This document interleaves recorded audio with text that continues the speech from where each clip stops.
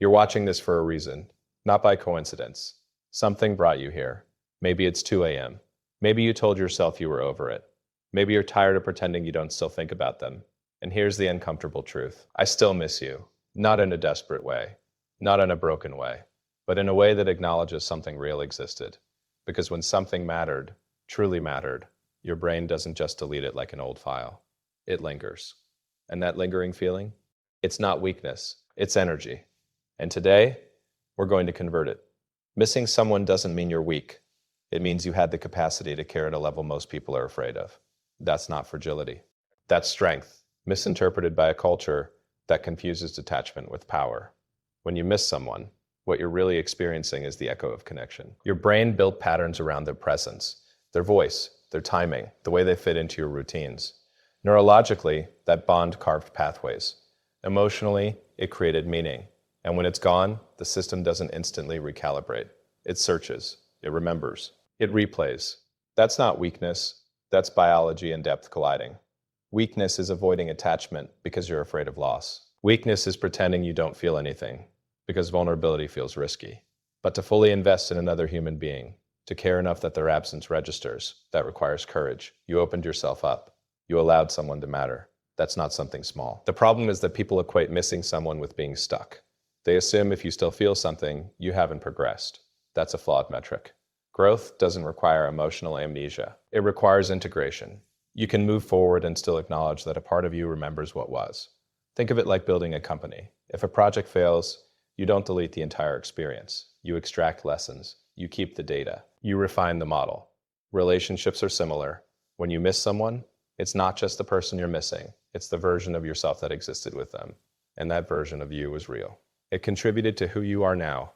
Caring deeply means you had emotional range. You were capable of intensity, loyalty, presence. That's rare. A lot of people operate at surface level because depth is uncomfortable. Depth requires risk. It requires surrender and control to something uncertain. You did that, and now you feel the aftermath. That's not weakness. That's evidence you played the game fully, instead of sitting on the sidelines. There's also something powerful about allowing yourself to admit it. I still miss you. That sentence is honest. It doesn't beg. It doesn't chase, it simply acknowledges reality. And reality, when faced directly, becomes manageable. When denied, it controls you from the shadows. Strength isn't the absence of feeling. Strength is the ability to feel without collapsing, to miss someone and still wake up early, to think about them and still execute your plans, to carry the memory without letting it dictate your trajectory. That's resilience. And here's the paradox. The same heart that misses deeply is the same heart that will love deeply again. If you shut down the missing, you shut down the capacity. You don't get to selectively numb pain without also dulling future connection. So if you miss them, good. That means your emotional architecture is intact. What matters is what you do with that feeling. Do you let it shrink you, or do you let it expand your understanding of what you're capable of giving? Missing someone can refine your standards. It can clarify what you value. It can show you how much you're able to invest when something feels right.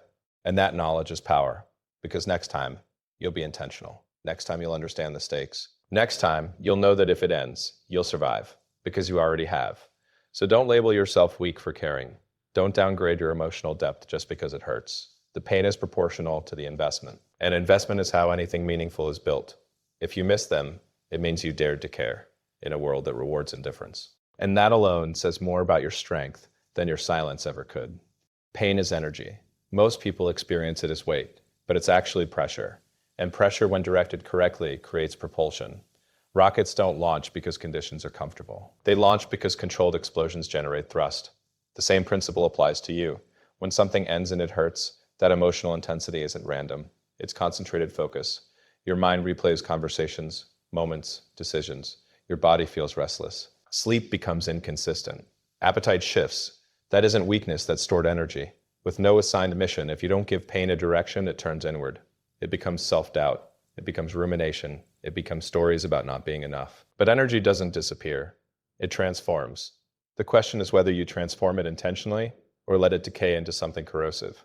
Think about how much drive you had when the relationship was alive. You showed up differently. You tried harder. You planned more. You optimized your time to make space for someone. That capacity didn't vanish. When they did, it's still there.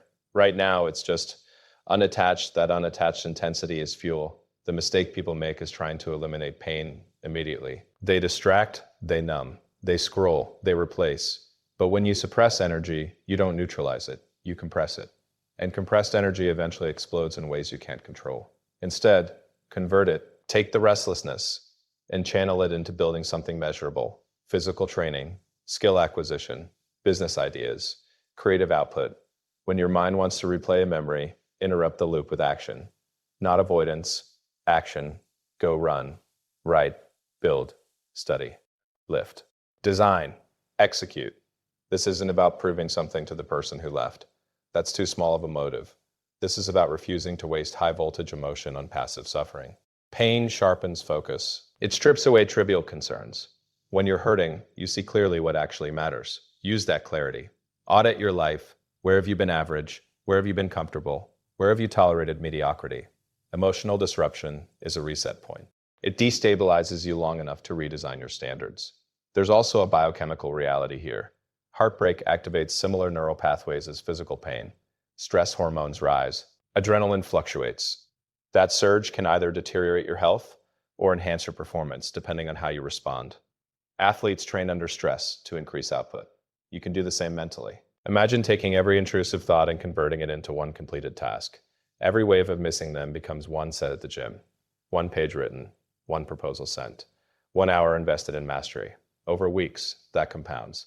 The person who is in pain becomes the person who built something extraordinary during it. And here's the deeper shift. When you transform pain into progress, you reclaim agency. Instead of being a passive recipient of loss, you become an active architect of growth. The narrative changes from "this happened to me" to "this activated me." There's a difference. Fuel doesn't ask for permission. It waits for ignition. Your job is to design the engine. Structure your days. Set targets. Measure improvement. Track progress. Emotion becomes sustainable power when paired with systems. You won't stop missing them overnight. That's not the objective. The objective is to ensure that while you miss them, you're evolving. So when time passes, and it will, you're not the same person who got hurt. You're upgraded. Pain is raw material. Untouched, it corrodes. Engineered, it propels. The intensity you feel right now is proof that you have depth, attachment, passion. Redirect that intensity towards something scalable. One day you'll look back and realize the moment you thought broke you was the ignition sequence that forced you to build engines you didn't know you were capable of constructing. The past is data. That's it. Not destiny, not a life sentence. Data. And data is neutral until you assign meaning to it. When something ends and you replay it in your head, what you're actually doing is running analysis. Your brain is trying to identify patterns, miscalculations, missed signals. That's not a flaw in your system. That's optimization in progress. But most people corrupt the process by attaching identity to the outcome. I failed. I wasn't enough. I always lose. That's not analysis. That's self-sabotage. If a rocket test explodes, engineers don't stand around saying we're worthless. They extract telemetry. They examine structural stress points. They refine the design. Failure isn't persona. It's informational. Relationships are no different. Something didn't work. That doesn't mean you're broken. It means variables were misaligned. Look at the past clinically. Where did communication degrade? Where did expectations diverge? Where did you ignore intuition? Where did you compromise values to preserve comfort? Those aren't accusations, they're metrics. The problem is nostalgia distorts data. It highlights peak moments and edits out incompatibilities. You remember the laughter, but forget the tension. You remember the connection, but minimize the misalignment. Accurate data requires full spectrum review, not emotional cherry picking. And here's the critical distinction. The past explains, but it does not command. Just because something happened doesn't mean it defines what happens next. If you treat past outcomes as fixed identity, you eliminate iteration.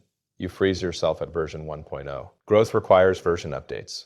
You can acknowledge that you love deeply and still recognize that it wasn't sustainable. You can admit mistakes without branding yourself a mistake. That's intellectual honesty. That's emotional maturity. The past also reveals your standards. What did you tolerate that you shouldn't have? What did you accept because you were afraid of losing them? Where did you silence your needs to maintain harmony?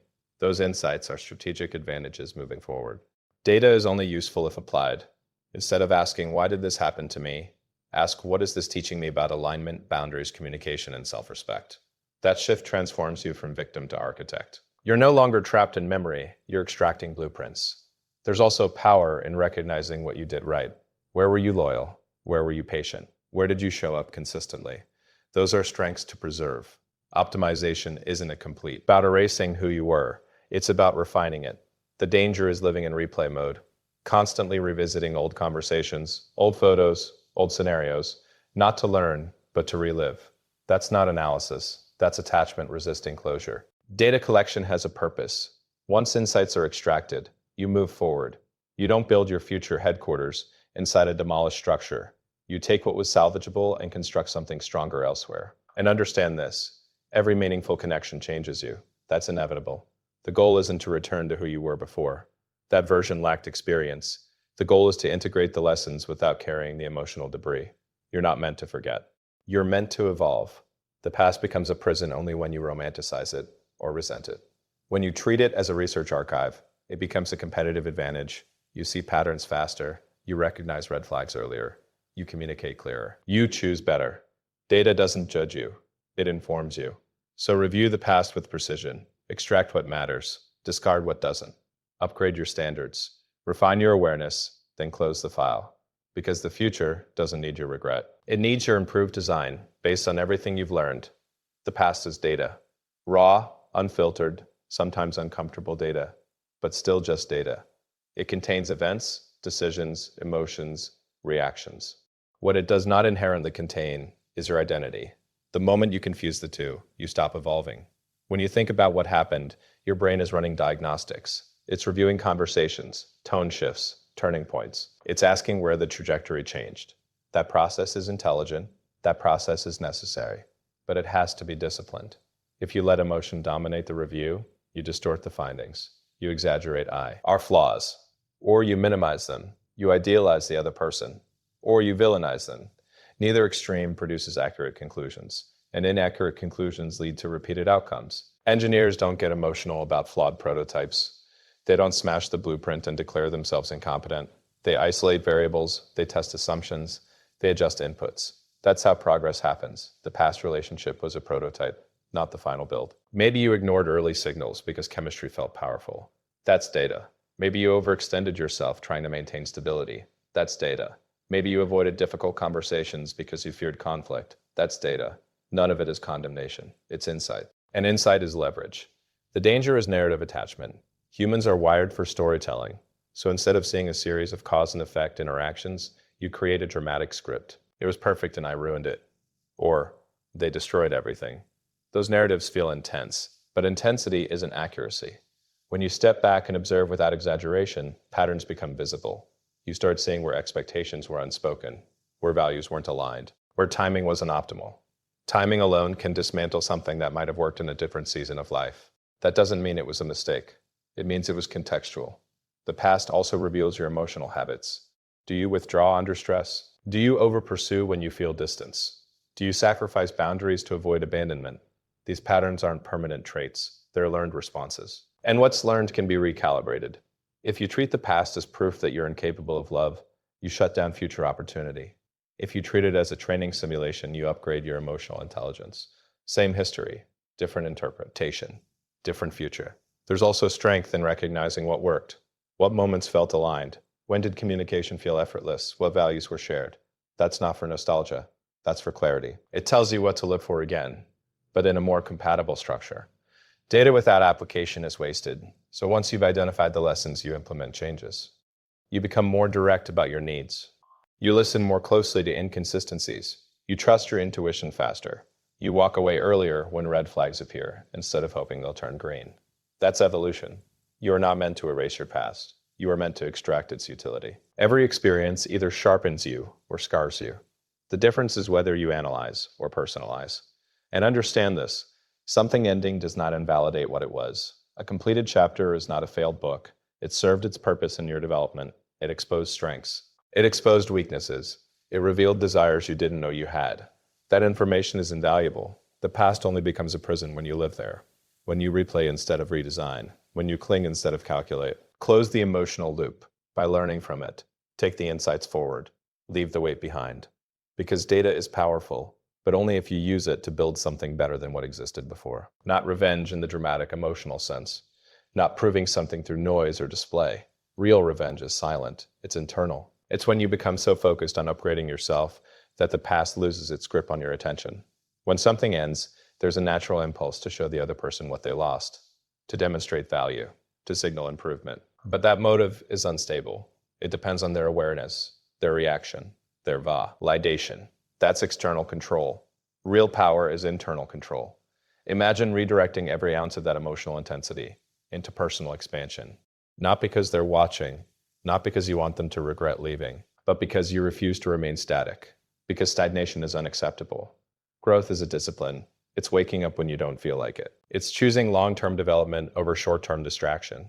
It's investing in skills, health, knowledge, and resilience when no one is applauding. That level of focus changes you. When you obsess over improvement, your identity shifts. You stop being the person who is left. You become the person who is building. And builders don't dwell, they design. Channel the hurt into measurable advancement. Increase your physical capacity. Sharpen your communication. Expand your network. Launch ideas you've delayed. Study fields you've ignored. Read more. Train harder. Execute consistently. Not sporadically. Not emotionally. Systematically.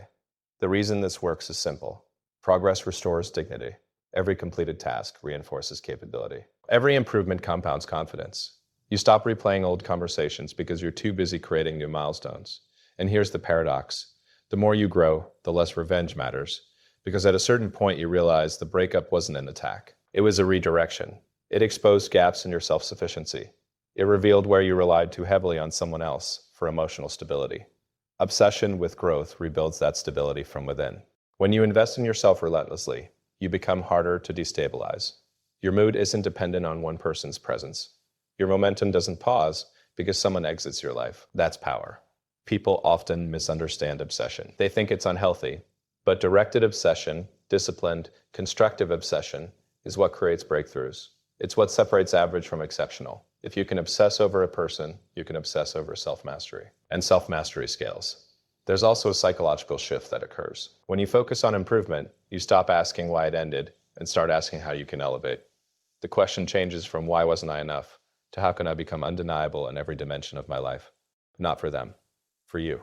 Revenge seeks to lower someone else. Growth elevates you. One is reactive, the other is proactive.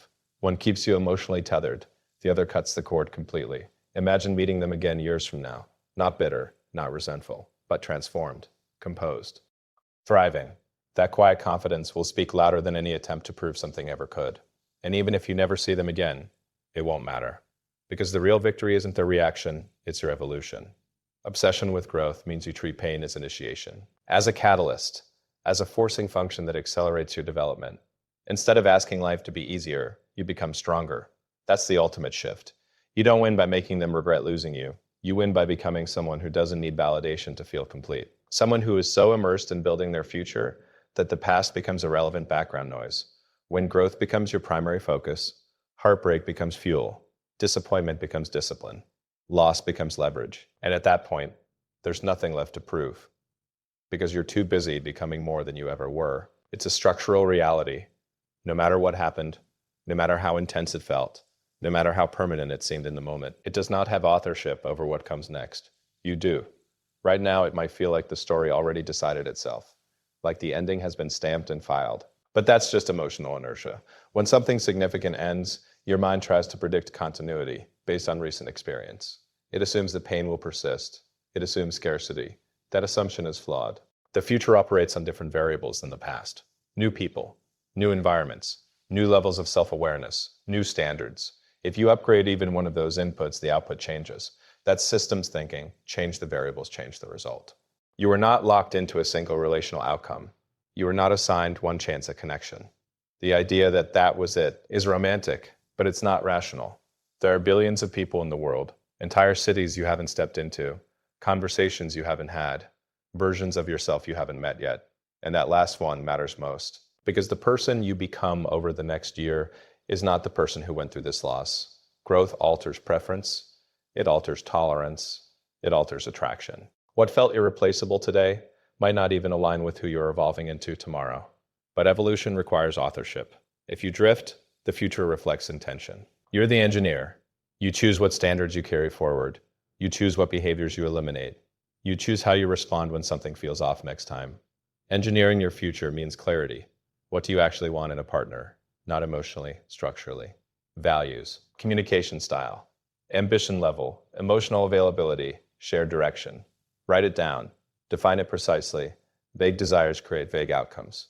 It also means becoming the type of person who naturally aligns with that vision. If you want depth, cultivate depth. If you want stability, embody stability. If you want ambition, build ambition. Attraction is often symmetry at different stages of development. The unwritten future is opportunity disguised as uncertainty.